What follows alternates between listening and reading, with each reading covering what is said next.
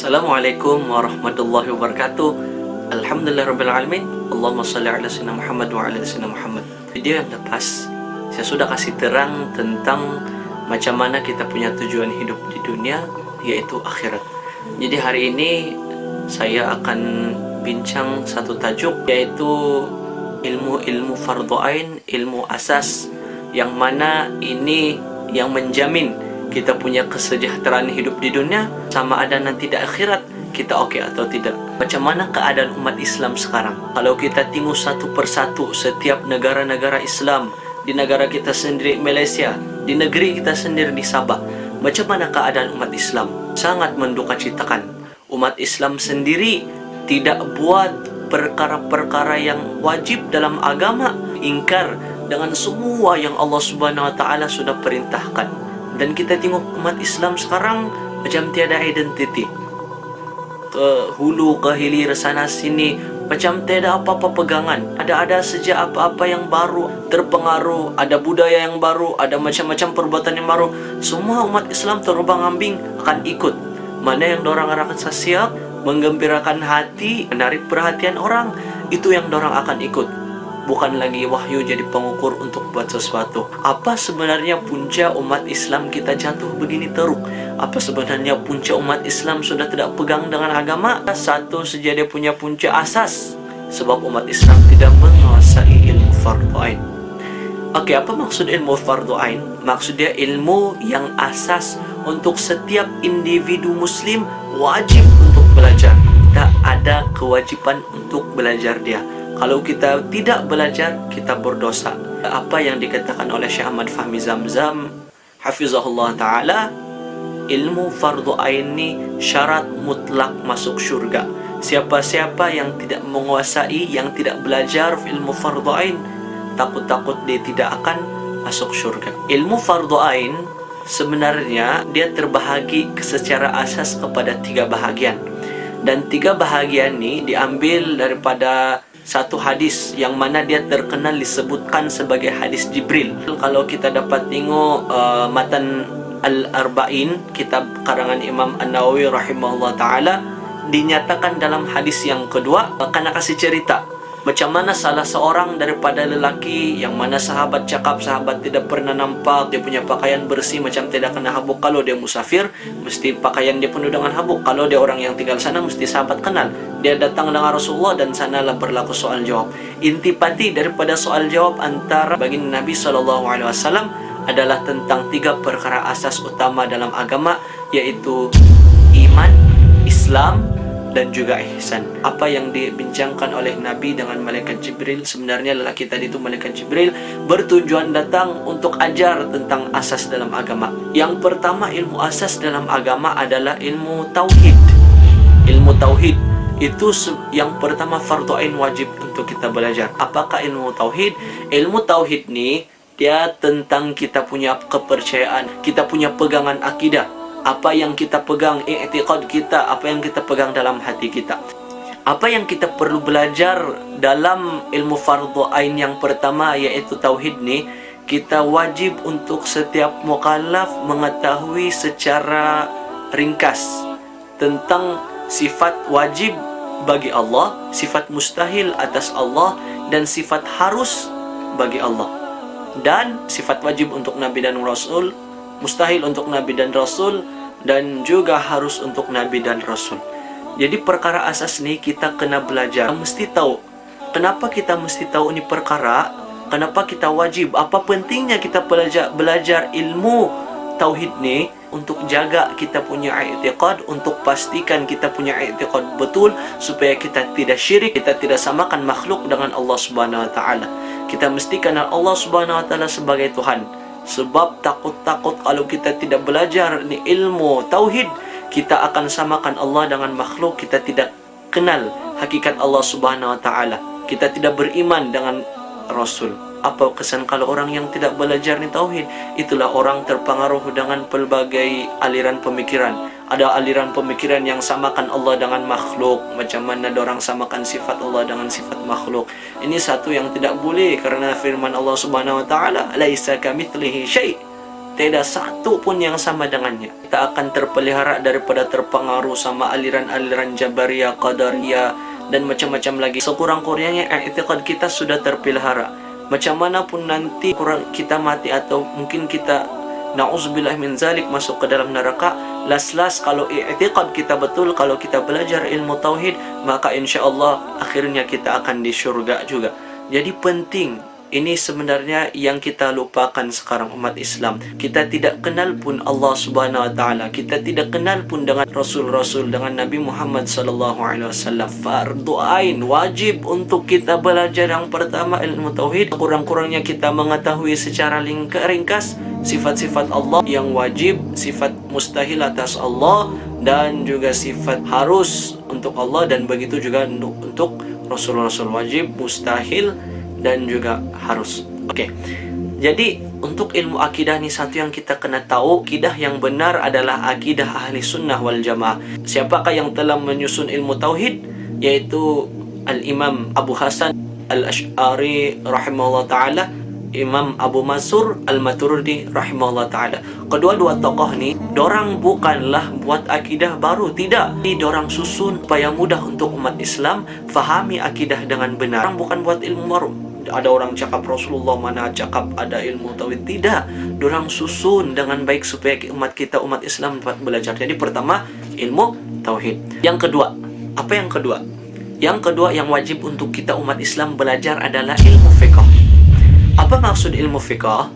Ilmu fiqh ataupun ilmu yang berkaitan dengan kita punya perbuatan mukallaf sehari-hari, yang sekurang-kurangnya yang wajib untuk kita belajar dalam ilmu fiqh ni, bila sebut tentangnya adalah tentang ibadah. Pertama, istinja kita mesti belajar dengan betul, macam mana cara buang air kecil besar yang betul. Kedua, kita mesti belajar cara mensucikan diri dari hadas kecil dan dari hadas besar. Kita belajar macam mana cara menunaikan solat dengan betul, macam mana takbiratul ihram, kita punya rukun qauli, ruku', sujud, perkara rukun dalam sembahyang, apa yang membatalkan sembahyang, apa yang membatalkan wudu. Itu semua kita perlu kuasai sebenarnya. Orang yang tidak mempelajari ilmu fiqh, sia-sia dia beribadah 20, 40, 50 tahun. Bila orang tidak belajar ilmu fiqh, maka dia akan buat sesuatu ibadah dengan cara yang tidak betul. Orang ambil wudu, yang mana syarat wudu ini sepatutnya dia sampai siku. Kalau jalan selamat kita kasih lebih sedikit. Kalau lah ada orang ambil wudu, dia punya air sampai sini, dia tidak belajar fiqh macam mana cara ambil wudu, maka dia solat beribu-ribu rakaat, beratus rakaat, disebabkan wudhu dia tidak sah, maka semua solat dia tidak akan sah. Coba tanya diri kita masing-masing. Kalau kena tanya macam mana cara berwudhu, kita sudah tahu atau tidak cara yang betul? Cara mandi wajib, cara mengangkat hadas kecil, cara berwudhu, cara istinja, kasih bersih najis, kita sudah kuasai atau belum? Itu semua. Jadi kalau kita belum kuasai, maka wajib untuk kita kuasai. Dan ilmu kita yang tidak cukup, dengan kita tidak belajar para asas, ibadah kita tidak diterima sebab tidak cukup dia punya rukun, tidak menepati syarat-syarat dia. Sekurang-kurangnya apa yang kita alami itu yang wajib kita belajar. Kita wajib belajar tentang puasa kalau kita sudah mula berpuasa. Bila kita mula berzakat nanti sudah wajib untuk kita belajar berzakat. Yang berniaga ada bisnes online atau tidak, wajib untuk dia belajar fiqh muamalat yang akan kawin, wajib untuk dia belajar fiqh munakahat. Asas itu semua sekurang-kurangnya kita belajar fiqh tentang ibadah seharian kita. Untuk ilmu fiqh kita punya ikutan adalah mazhab Imam Syafi'i rahimahullah ta'ala.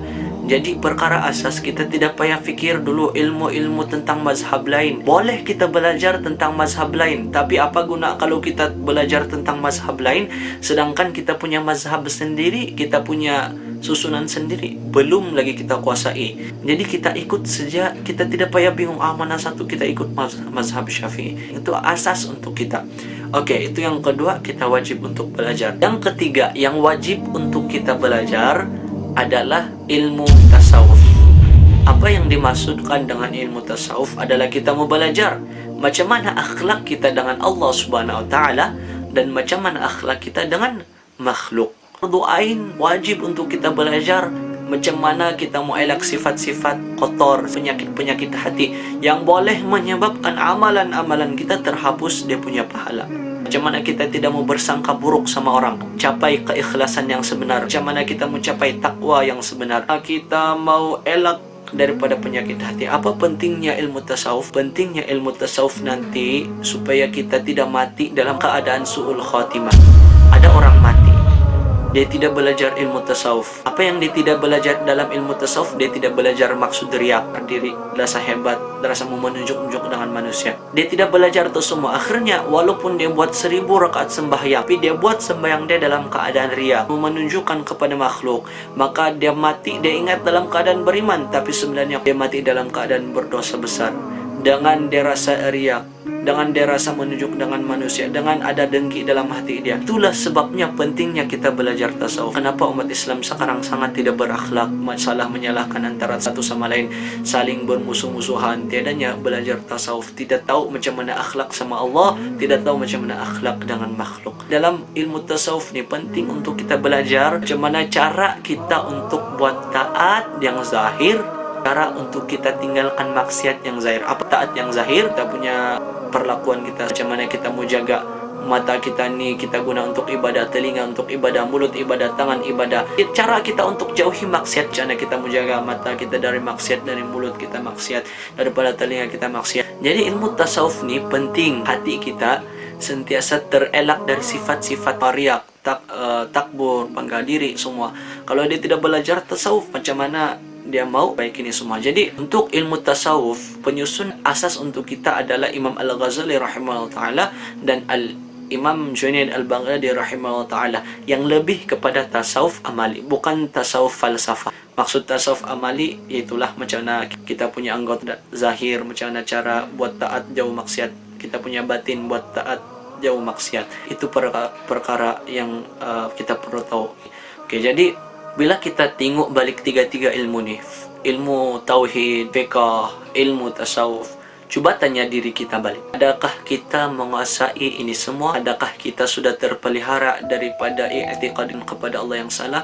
Adakah kita pernah samakan Allah dengan makhluk? Sudah samakan Allah dengan makhluk, bila kita nampak makhluk duduk, kita bayangkan Allah duduk, itu salah satu yang salah. Kita punya i'tiqad, kita punya ibadah. Adakah kita sudah menguasai cara ambil wuduk yang betul, cara solat yang betul? Kita tanya macam mana ilmu tasawuf kita. Adakah kita sudah belajar macam mana cara jauhi riak, dengki, cara jauhi macam-macam penyakit hati yang lain? Kalau belum, saudara-saudara se-Islam sekalian, muslimin muslimat sekalian, masih ada masa untuk kita belajar. Dalam kita belajar ni sepatutnya kita berguru, berhadapan, bertalaki. Tapi mungkin kalau tempat kita ada kekangan dari segi yang begitu, tidak apa. Kalau ada guru, kita mesti berguru. Tapi kalau kita tidak mampu, mungkin di tempat kita, di kawasan kita, di daerah kita susah mau belajar ni semua, sekurang-kurangnya kita ada ambil alternatif, kita belajar secara online. Video lepas ni juga insyaAllah saya akan terangkan apa buku-buku yang kita perlu ada, dan macam mana kita belajar seolah-olah kita bertalaki dengan ustaz-ustaz, dengan ulama-ulama yang ada sanad, yang sudah belajar daripada guru, yang guru dia belajar daripada guru, yang guru dia belajar dari guru, dan begitu seterusnya, sampailah imam-imam yang kita kasih tahu yang tadi, yang siapa yang mengasaskan ilmu tauhid, ilmu fiqh dan ilmu tasawuf. Sebab ilmu ni sebenarnya asas. Kalaulah kita tidak kuasai, takut-takut nanti kita rasa kita bagus, kita rasa kita muslim yang bagus, rasa amalan kita bagus, tapi bila kita bangun dalam kubur, kita tersiksa. Buka mata di akhirat, kita bukan berada di syurga, tapi kita ada di neraka. Tengok-tengok dia punya punca, karena hati kita yang tidak betul, ibadah kita yang tidak betul, kita punya i'tiqad yang tidak betul. Ilmu ni sebenarnya ilmu yang asas. Masalah umat Islam sekarang belajar ilmu yang ke-12, ke-15, ke-16. Sebetulnya ilmu yang awal, ilmu 1, 2, 3. Tiga ilmu ni, inilah yang pertama kita kena pelajari, yang wajib kita pelajari. Barulah kita kuasai ilmu-ilmu yang lain, ilmu-ilmu sains, ilmu-ilmu teknologi dan sebagainya. Masalah kita, apabila kita abaikan ni tiga ilmu dan kita sudah lompat pergi ilmu-ilmu yang lain, itulah yang jadi kepada kita. Kita jauh dengan agama, kita jauh dengan Allah, kita tidak kenal dengan Rasulullah sallallahu alaihi wasallam. Sebab kalau kita perbaiki ini tiga-tiga ini, sebenarnya inilah yang membuatkan kita berada dalam rahmat, berada dalam perlindungan, berada dalam petunjuk Allah Subhanahu wa taala. Jadi insyaallah mudah-mudahan kita semua dapat kekuatan. Wabillahi taufiq wal hidayah. Assalamualaikum warahmatullahi wabarakatuh.